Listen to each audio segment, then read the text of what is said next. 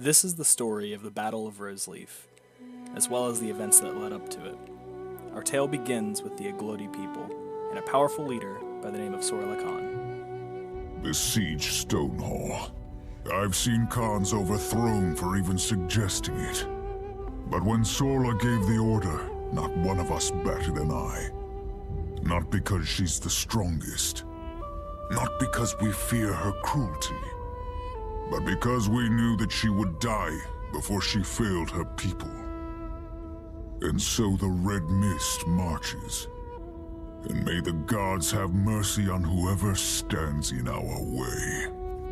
I know my parents feel betrayed that I left with the Red Mist. My path was set to be an artisan, but they didn't see Sorla Khan stand in the marketplace. They didn't hear her talk about the old ways, about how the Red Mist isn't about destroying the past, but about protecting it, honoring it. Together, we're going to build a better future for the Oglodi. There is no city so secure that it's out of the Red Mist's reach. Anything is possible given enough preparation.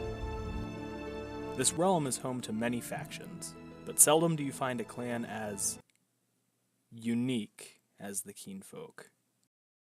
So, there I was, drinking with my friends. Well, actually, I was drinking alone, but I was thinking about my friends, so it's basically the same thing. Anyway, Sniper walks into my workshop and is like, "Mazzy, you're wasting your life." And I'm like, "Geez, Sniper, if I wanted to feel bad about myself, I'd ask my parents why they never visit me on my birthday." But Sniper's not interested in hearing about parental abandonment. He's interested in uniting the Keenfolk clans. For too long, the Keenfolk have been fractured. Little colonies spread across the world, each coveting their own research. But as we kept to our workshops, the world around us changed. Stonehall rose to power. The nation of Revtel was born. The quorum of Weeping Rose grew bolder. And what did we do? We toiled and tinkered.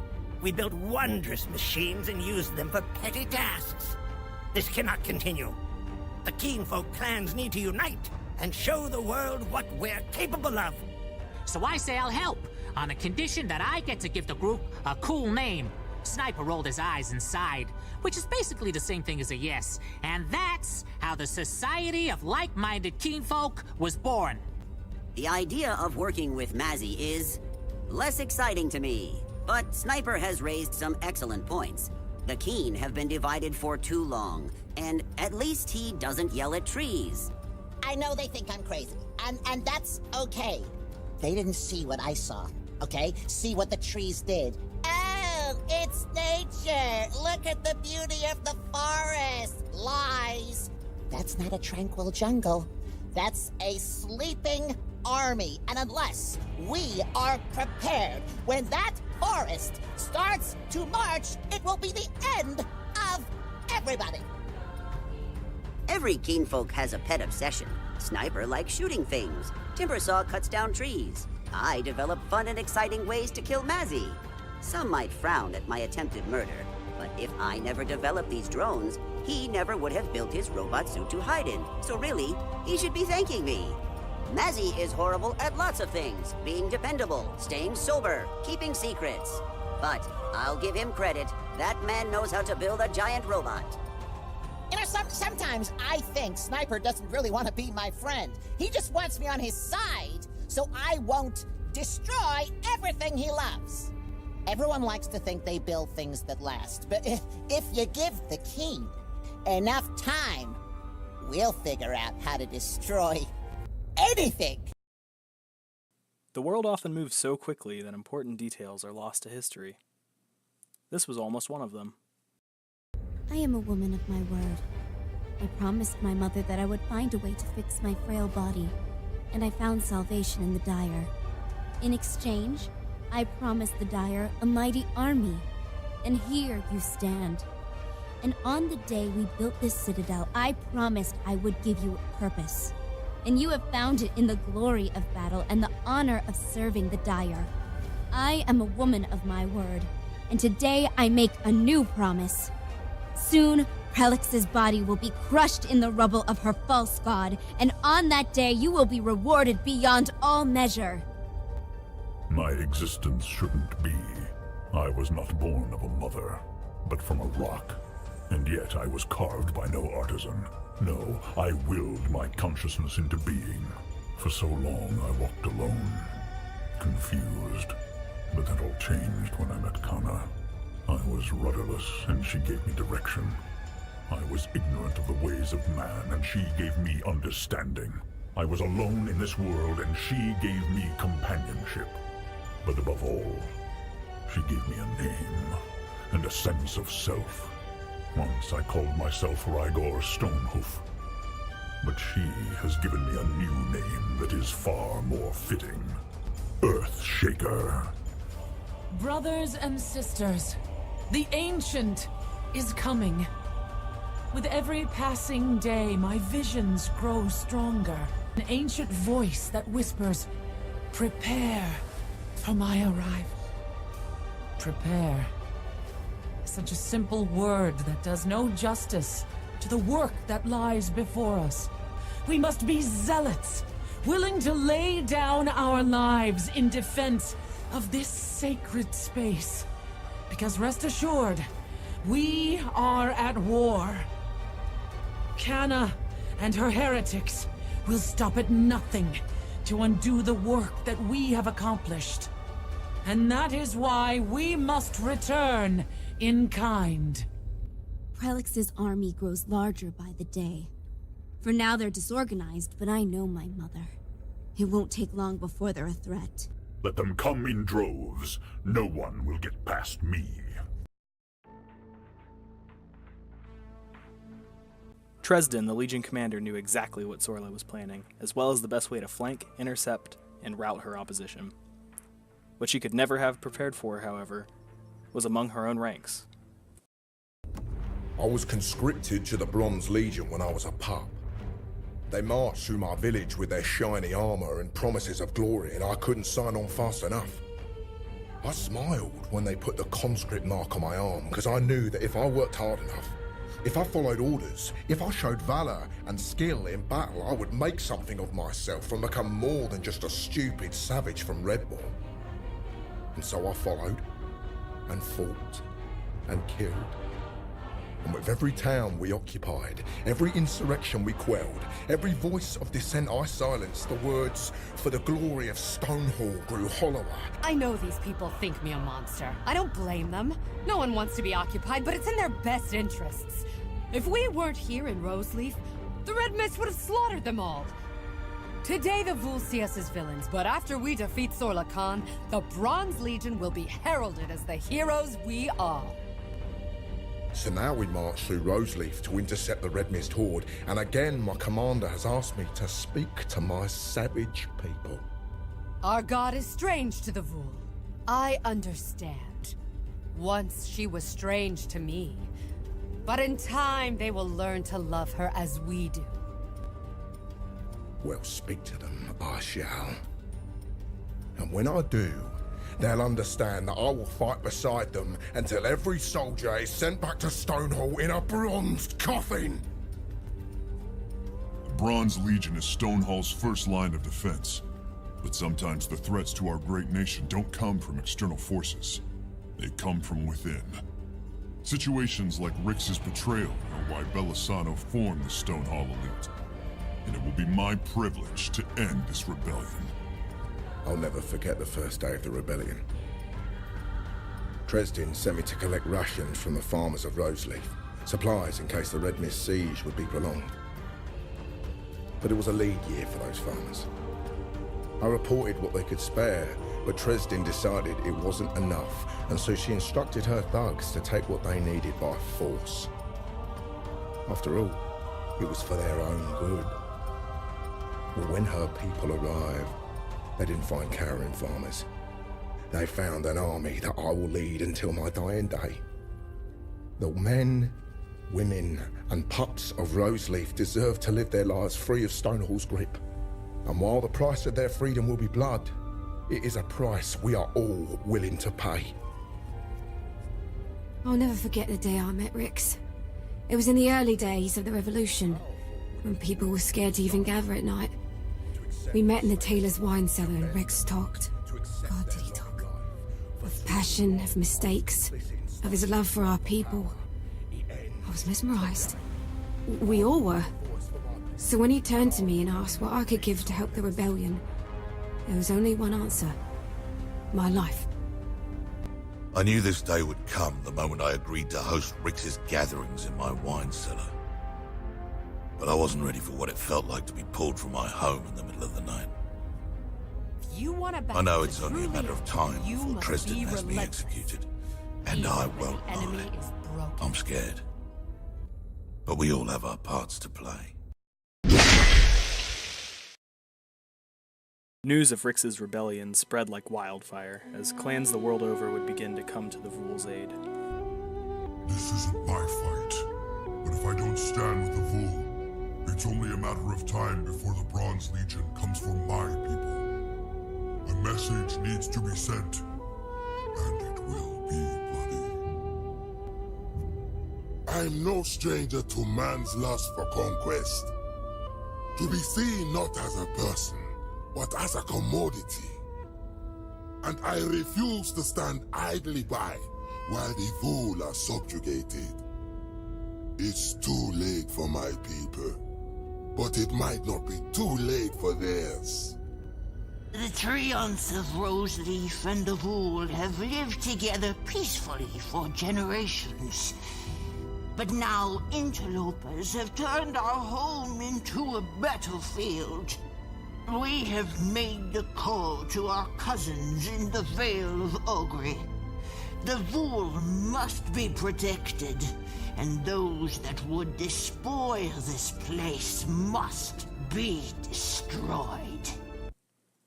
But not everyone has such good intentions.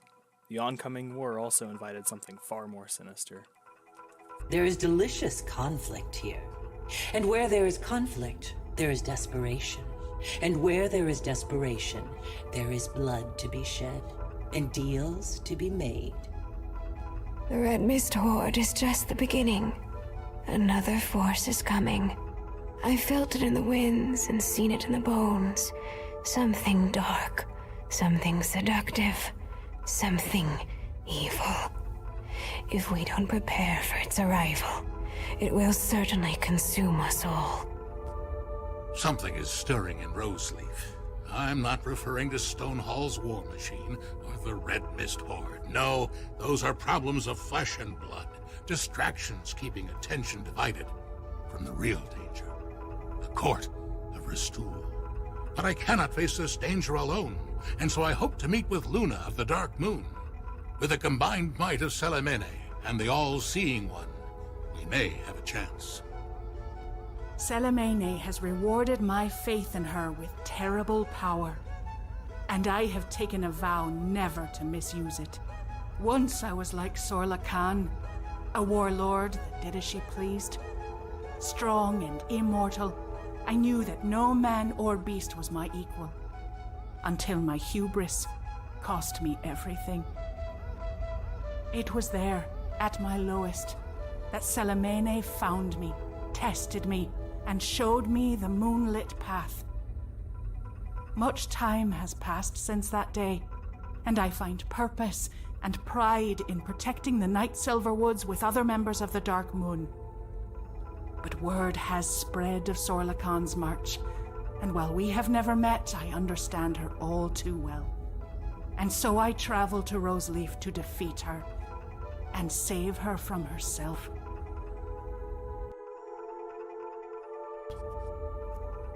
I am a hunted man. The court of Ristoul seek my hand, the Antimage my head. Now I seek asylum in Weeping Rose, but first I must seek the Quorum's emissary. Most of the magical world acknowledges the authority of the Sapphire Conclave. But in Weeping Rose, we govern ourselves, answering only to the Quorum, a senate of 31 powerful wizards. And while Weeping Rose is not home to many rules, the few we have are obeyed without question, because failure to do so is to be sent to the Tyler estate. It doesn't happen often, but every now and again a wizard is allowed to leave the Tyler estate, though when they do, they are irreparably changed. There is no such thing as forbidden magic in Weeping Rose. but some mistake the Quorum's open-mindedness as a license to be irresponsible. The Tyler estate is what awaits those who would abuse the hospitality Weeping Rose provides. Convincing the Anti-Mage to work with the Tyler estate wasn't an easy task, but it was worth it. He is exuberant in his work. Many different types of wizards fall under my care in the Tyler estate. I do not bother to learn their stories or their crimes. If the Quorum has sent them to me, they ought to be treated in the same manner. Harshly. The Oglodi are no cowards. As the battle comes nearer, the Red Mist Horde discuss their final preparations. The Bronze Legion thinks they can stop us at Roseleaf, but already the cracks are showing. Dresden is delusional if she thinks she can fight Rix's rebellion and the Red Mist. No. Stonehall will fall. It's only a matter of time. The Bronze Legion weren't supposed to be on Roseleaf, but it doesn't matter. We were going to have to face them eventually. On one hand, it's a shame. A warrior like Dresden deserves more than dying in some backwater Vhoul city. On the other, perhaps it is a mercy that she will be spared from seeing her beloved city burn. I almost feel sorry for Dresden. Were it not for Rix, her little ambush may have worked. But in the end, the Bronze Legion cannot wage a two-front war. Rix, Dresden, Sorla Khan. You ask any one of them and they will spin you a story about why their cause is just. And every single one of them is wrong. This war is senseless. Its cost will be immeasurable. And the only people who will profit are the future historians who will sell books about the massacre. I can't stop this war from happening. But I will do whatever I can to minimize the damage. I'm a protector. It's not too late for you to walk away. But if you try to hurt these people, I promise it will not go well for you. I was nervous about following the Society of Like-Minded Keen Folk to Roseleaf. A sniper, he had a lot of rules. Rules like, oh, we can't stop to cut down every tree. But when he saw the treants marching towards us, he quickly made an exception. I knew why you're here. Despite all your intentions and ambitions, things didn't go as planned and you need help. Help that the Court of Vistul is willing to provide. But before we lend you our strength, there's something we need you to do. At last, the Red Mist Maul smashes into the bronze anvil on the bloodiest battlefield either force had ever encountered. In the midst of battle, Sorla and Dresden find themselves locked in solo combat. Look around you, Commander. This is what awaits your beloved Stonehall. You're very confident for a woman who's about to die. You have a high opinion of yourself. No, just a very poor one of you. I'm not oblivious to my reputation. I won't even pretend that it's unearned. I've led the Red Mist from town to town, taking whatever it is we want. And what we want is to survive. So yes, I am a warlord. I have done and will do unspeakable things. But make no mistake, I am no conqueror. I am the savior of the Oglodi. It is just an unfortunate reality that my people's salvation means your people's destruction. The difference between victory and defeat is the willingness to make unconscionable choices and sacrifice everything. How many more of our people need to die? Let's just end this here and now. The dead are rising in Roseleaf Nog. Someone took the oath.